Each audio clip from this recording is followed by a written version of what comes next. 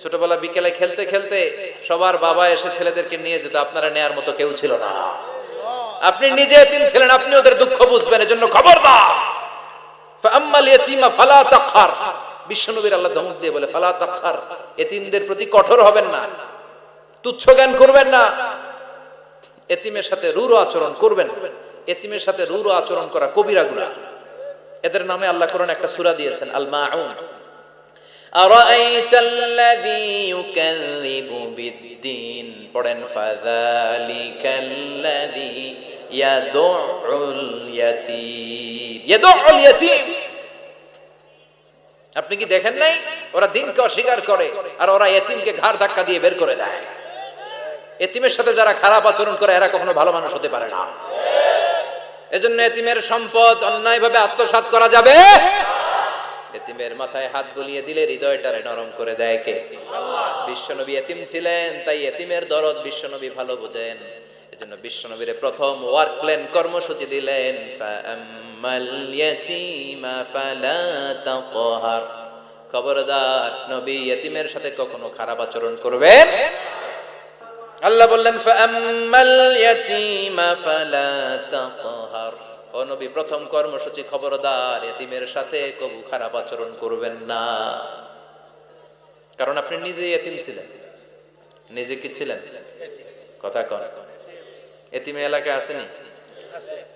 এতিমরা সমাজের সবচেয়ে সুবিধা বঞ্চিত মানুষ। এতিমের সাথে খারাপ আচরণ করবেন না। বিশ্বনবী বলতেন, এদিকে তাকান, আঙ্গুলের দিকে তাকাইছেন, আনা ওয়া কাফিলুল ইয়াতীমি হাকাদা ফিল জান্নাহ, আমি এবং এতিমের রক্ষণাবেক্ষণকারী লালন পালনকারী একসাথে এইভাবে জান্নাতে থাকবে।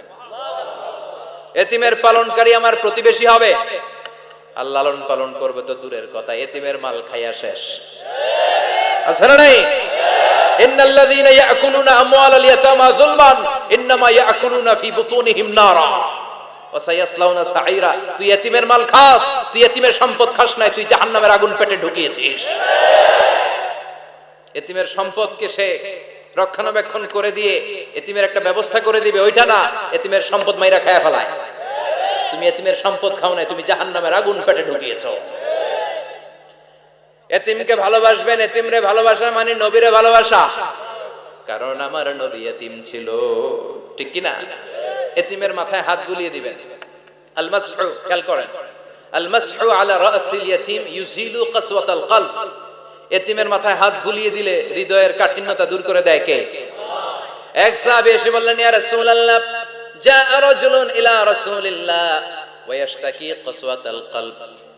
এক লোক এসে বলে, নবী, আমার হৃদয়টা বড্ড শক্ত, হৃদয় নরম হয় না, এমন কিছু আমারে শিখিয়ে দেন যাতে হৃদয়টা নরম হয়ে যায়। বিশ্বনবী বললেন, তোমারে তিনটা কাজ করতে বলবো। এক, ইরহামিল ইয়াতীম, এতিমের প্রতি রহম দিল হও। দুই, আমসাহ আলা রাসি, এতিমের মাথায় হাত বুলিয়ে দাও। তিন, আতইম তুআমাকা মাআহু, তোমার খাবার তার সাথে শেয়ার করো। ইয়ালিনু কলবুক, তোমার হৃদয়টা নরম হয়ে যাবে। অনেকে আছে দোয়া করলে চোখ দিয়ে পানি বের হয় না, আছে না নাই? কঠিন হৃদয়, হৃদয় নরম হয় না। এতিমের মাথায় হাত বুলিয়ে দিবেন, আপনার হৃদয়টারে নরম করে দিবে কে? আল্লাহ। যাদের ঘরে শান্তি নাই, জ্বালা যন্ত্রণা, একটু এতিমখানায় যাবেন, কিছু দান সদকা করবেন। ওরা খেতে পায় না, ওদেরকে খাবার দিয়ে আসবেন, একটা গরু দিয়ে আসবেন, একটা খাসি দিয়ে আসবেন, ওরা খাবে, আপনার জন্য দোয়া করবে। আর মাথায় একটু হাত বুলিয়ে দিয়েন। উফাইয়াতিকা রাব্বুকা। এবার হাসরের ময়দানে বিশ্বনবীর কান্না দেখে কে? ওইখানে আবার চিন্তিত, আমাদের জন্য, আমার জন্য, আপনার জন্য, আমাদের জন্য নবী কাঁদবেন। বিশ্বনবী সিজদায় পড়ে কাঁদবেন। বিশ্বনবী সাইয়েদনা জিবরাইল রে বলবেন, ইয়া জিবরাইল ইযহাব ইলা মুহাম্মদ ওয়াসআলহু মা ইউবকিকা। যাও নবীরে জিজ্ঞেস করো, নবী আপনি কাঁদেন কেন? বিশ্বনবী তখনও মাথা উঠাবেন না, জিবরাইলের উত্তর দিবেন সিজদায় পড়ে থেকে। সিজদা থেকে আওয়াজ করে বলবেন, উম্মতি উম্মতি উম্মতি। সুবহানাল্লাহ পড়েন। কি নবী এটা? উম্মতি, আমার উম্মতের কি হবে? উম্মতের কি হবে? আবার আল্লাহ জিবরাইলকে পাঠিয়ে বললেন, ও জিবরাইল, যাও আমার নবীরে বলো, ইন্না সানুরদিকা ফি উম্মাতিকা ফালা নাসুকাল ইয়াউম। ও নবী, আপনার উম্মতের ব্যাপারে আজকে আমি আপনারে অপমানিত করব না। আজকে গোটা দুনিয়ার জিন্দেগিতে যেমনি একটার পর একটা পরিস্থিতিতে আমি আপনার রব আপনারে খুশি করেছি, আজকে কঠিন কিয়ামতের দিনে আপনার উম্মতের ব্যাপারেও আপনারে খুশি করে দেব গো নবী। আজকেও খুশি করে দেবেন। এরপর আসাক মাথা তোলেন, আপনি সেজদায় পড়ে কাঁদবেন আর সহ্য হয় না, তোলেন। এরপর আসাক মাথা তোলেন, সাল তুতা, নবী যা চাইবেন আজকে দিমু। ইশফা তুশাফা, যার জন্য সুপারিশ করবেন আজকে কবুল করে নেবেন। আল্লাহ সাউফা ইয়াতিকা রাব্বুকা, অচিরে আপনাকে খুশি করে দেয়া হবে। এরপর নবী আশ্বস্ত হন না, এবার জান্নাতীদেরকে নিয়ে বিশ্বনবী বিশাল একটা পতাকা ধরবেন। ওই পতাকার মধ্যে লেখা থাকবে আলহামদু। কি থাকবে? জোরে কোন আলহামদুলিল্লাহুল হামদ। এবার এই পতাকাটা নিয়ে বিশ্বনবী ছুটবেন জান্নাতের দিকে। বিশাল জান্নাতের দরজার সামনে আসবেন। ইন্নাল মিসরাঈন মিন মাসারি'আল জান্নাহ মা বাইনা মাক্কাহ ওয়া হাজার। সৌদি আরবের মক্কা শহর থেকে বাহরাইনের হাজার শহর যত লম্বা, জান্নাতের এক একটা দরজা ঠিক তত লম্বা। ওই দরজায় যে বিশ্বনবী নক করবেন এরকম, আউয়ালু মান কারাআ বাবাল জান্নাহ, সর্বপ্রথম জান্নাতের নক করার সাথে সাথে ফাফুতিহা বাবুল জান্নাহ, জান্নাতের দরজা খোলা হবে। ফেরেশতারা বলবে মান আনতা, কে আপনি? বিশ্বনবী বলবেন আনা মুহাম্মদ সাল্লাল্লাহু আলাইহি, আমি মুহাম্মদ। ফেরেশতারা বলবেন আপনার জন্যই দাঁড়ায় আছি। আল্লাহ বলে দিয়েছে আপনার আগে কারো জন্য যেন এই দরজা খোলা না হয়। ওয়ালা সাউফা ইউতিকা রাব্বুকা ফাতারদা, ও নবী অচিরে এমন এমন জিনিস আপনারে দান করব, এগুলো পেয়ে আপনি খুশি হয়ে যাবেন। চিল্লায় পড়েন আল্লাহু আকবার। এরপরে বিশ্বনবীর আল্লাহ তিনটা অনুগ্রহের কথা স্মরণ করায় দিচ্ছেন। আলাম ইয়াজিদকা ইয়াতীমান ফাআওয়া, বিশ্বনবীকে তিনটা অনুগ্রহের কথা স্মরণ করায় দিচ্ছে কে? এরপরে তিনটা কর্মসূচি দিবে, শুনবেন? কষ্ট হচ্ছে? শেষ করে দেই। তিনটা অনুগ্রহ, কয়টা? এরপরে কর্মসূচিও তিনটা, জোরে কোন কয়টা?